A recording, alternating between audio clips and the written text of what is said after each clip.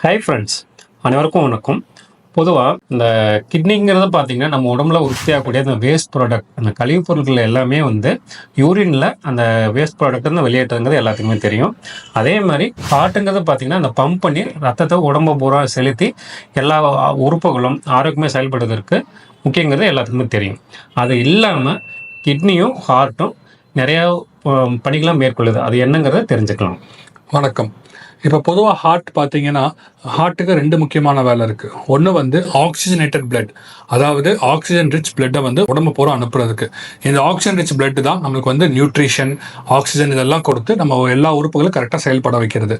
ரெண்டாவது வந்து உடம்புலேருந்து இந்த யூஸ் பண்ண பிளட் எல்லாம் திருப்பி எடுத்து right side of the heart அந்த பக்கம் எடுத்து லங்ஸுக்கு அனுப்புது, சுத்தப்படுத்துறதுக்கு. சுத்தப்படுத்தி ஆக்சிஜன் சேச்சுரேட் ஆகி திருப்பி வந்து லெஃப்ட் சைடுக்கு வந்து அது பூரா உடம்பு பூரா போகுது. இதுதான் major function of the heart. அதே மாதிரி கிட்னிக்குன்னு பார்த்தீங்கன்னா ஒரு வேலை கிடையாது, கழிவு மட்டும் கழிக்கிறது கிடையாது. அது எலும்பு சத்து, ரத்த அணுக்கள், ப்ரெஷரை பார்த்துக்கிறது, சால்ட் கண்டென்ட்டை பார்த்துக்கிறது, உடம்புல நீர் சேர்றதை தடுக்கிறது, இது எல்லாமே பண்ணும் கிட்னி.